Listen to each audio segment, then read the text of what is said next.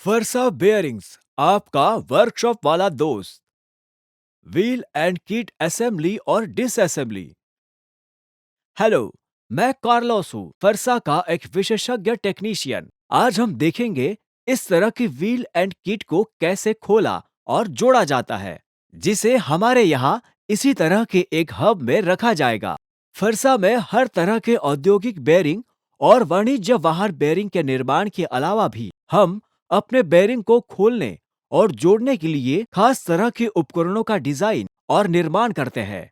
इस टूल के सहारे हम सभी बाहरी टैक्स को हटा देते हैं जो हब में मौजूद है। इन प्लेटों की मदद से हाउसिंग के अंदर हम आसानी से बेयरिंग को प्लेसिंग और असेंबली कर सकते हैं। इसके अलावा हमारे पास एक खास ग्रीस है जो अलग अलग कामों में बेयरिंग की परफॉर्मेंस को बेहतर करता है। अब हम ऐसी एक हब में जाएंगे जहां प्रेस के जरिए व्हील एंड किट की डिसअसेंबली और असेंबली का काम करेंगे। डिसअसेंबली के लिए हमें एक हुक, एक पेचकश, एक हथौड़ा और हमारे फरसा टूल बॉक्स की जरूरत पड़ेगी, जिसमें हर डायमीटर के मुताबिक एविल और प्लेट लगे हो। सबसे पहले हुक के जरिए हम लॉक रिंग को निकाल देंगे। फिर हथौड़े और पेचकश से हम हल्के हाथों से ठोकेंगे। सबसे पहले हम कोन को आउटबोर्ड की ओर निकालेंगे। फिर हम हब को घुमाएंगे ताकि कोन को इनबोर्ड साइड से निकाल सके।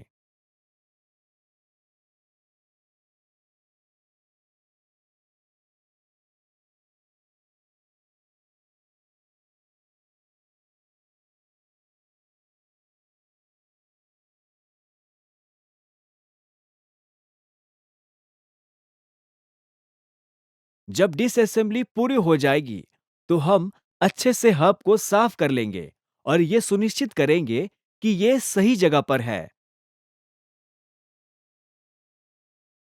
फिर हम हब को घुमाएंगे और इसे प्रेस में ले जाएंगे।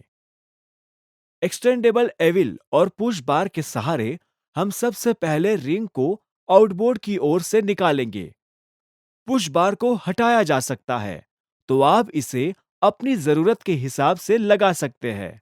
हम जोर देकर कहते हैं, इसी तरह की डिसअसेंबली शुरू करने को कहते हैं, ताकि हब को बदलने के दौरान उसे कम से कम घुमाना पड़े। इस तरह से हम हब को सही जगह पर लगाते हुए इंस्टॉलेशन की शुरुआत कर पाएंगे और पूरी प्रक्रिया को कम से कम स्टेप्स में पूरा कर पाएंगे।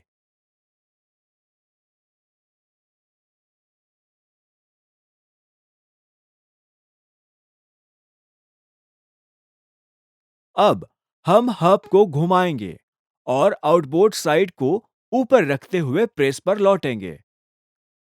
दोबारा एक्सटेंडिबल एविल और पुश बार का इस्तेमाल करते हुए हम रिंग को इनबोर्ड साइड से निकालेंगे।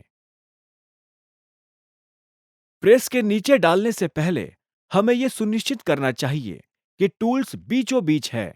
यह मामूली सा काम डिसअसेंबली को सुनिश्चित करना है और हब या टूल्स को टिकाए रखता है।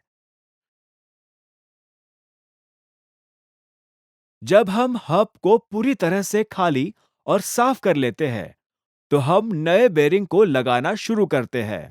इंस्टॉलेशन शुरू करने से पहले आपको बॉक्स में दिए गए निर्देशों को अच्छे से पढ़ना चाहिए, जहां असेंबली से जुड़े सुझाव दिए हुए हैं। इसके अलावा बॉक्स से आपको पता चलता है कि बेरिंग का इनबोर्ड या आउटबोर्ड वाला हिस्सा कौन सा है। स्टिकर पर ध्यान दें, उन पर इंस्टॉलेशन संबंधी सबसे महत्वपूर्ण स्टेप्स का जिक्र रहता है। असेंबली के लिए हम आउटबोर्ड साइड से शुरू करेंगे। बैग के अंदर हमें एक security ring, outer seal, bearing, assembly tool और एक्सियल सील मिलेंगी। प्रक्रिया के दौरान गलतियों से बचने के लिए हर टूल पर निशान लगाया गया है। सबसे पहले हम प्रेस तक जाएंगे। वहां 6T तक का दबाव डालते हुए हम एक प्लेट के सहारे आउटबोर्ड बेरिंग फिट करेंगे। याद रहे, इंटेंट को ऊपर की ओर रखते हुए प्लेट लगाते हैं। दोनों हाथों से हम असेंबली टूल हटाएंगे और सील लगा देंगे। आखिरी प्रयोग में इस्तेमाल होने वाले एक्सेल टैब के हिसाब से फरसा के पास अलग अलग सील्स मौजूद हैं। चलने में सक्षम रियल एक्सेल के लिए फरसा के पास दो तरह के सील्स मौजूद हैं। एक ऑयल सील, जिसे हमेशा धातु की खोखले भाग के ऊपर की ओर फिट किया जाना चाहिए, और एक कैसेट सील, जिसे मेटल के टुकड़े के साथ ऊपर की ओर भी लगाया जाना चाहिए। और ऑयल सील पर इसके लगाने के कई फायदे हैं। नॉन ड्रिवन रियल एक्सेल के लिए हमें यह ध्यान रखना चाहिए कि पिछली सील्स के उलट इससे मेटल के खोखले हिस्से को नीचे रखते हुए लगाना चाहिए, तभी हमें सबसे ज्यादा कसाव मिलेगा।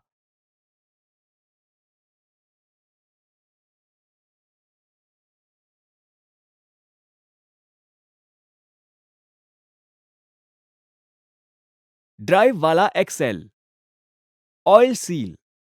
खोखली बनावट। आम ऑपरेटिंग दबाव के मुकाबले 10 गुना ज्यादा दबाव सहता है। दो सीलिंग पॉइंट्स। Cassette seal. बंद बनावट। ये आम कामकाजी दबाव के मुकाबले 13 गुना ज्यादा आम दबाव सहता है। चार सीलिंग पॉइंट। बिना एक्सेल वाला ड्राइव। सील। अब हम असेंबली टूल को चालू करेंगे और प्लेट को सही तरह से रखते हुए हम प्रेस में 1 टी तक का दबाव डालेंगे। एक बार सीलिंग के लग जाने के बाद हम असेंबली टूल को हटा देंगे और हम यह सुनिश्चित करेंगे कि यह सही से इंस्टॉल हुआ है। फिर हम हब को घुमाएंगे और हम जांचेंगे कि एक्सेल सील सही तरह से लगी है और बेरिंग अपनी जगह पर बना हुआ है। एक बार आउटबोर्ड पार्ट की जांच हो जाए तो हम इनबोर्ड पार्ट की असेंबली शुरू कर सकते हैं। इनबोर्ड बेरिंग के अंदर की ओर एक सील, फरसा का माउंटिंग टूल और ओ रिंग बेयरिंग होता है।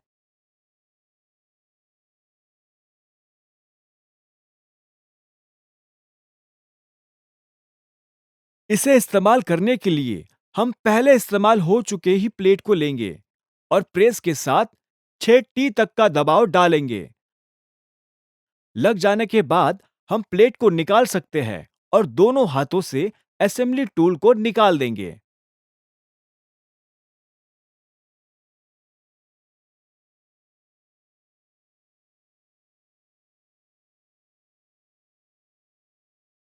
फिर सील को इंस्टॉल करने के लिए हम असेंबली टूल पर जाएंगे और प्लेट का इस्तेमाल करते हुए हम इसे हब के अंदर रखेंगे और टूल को घुमाते हुए यह देखेंगे कि यह सही से फिट बैठा है।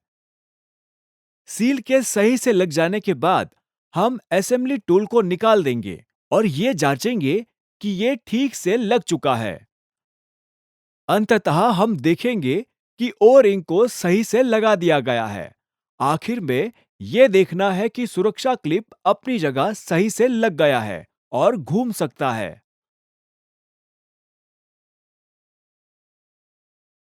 हमें उम्मीद है कि इन सुझावों से आपको मदद मिली होगी। ज्यादा जानकारी के लिए हमारी वेबसाइट पर जाएं। आपका काम आसान बनाना हमारे लिए बेहद जरूरी है। परसा बेयरिंग्स, आपका वर्कशॉप वाला दोस्त।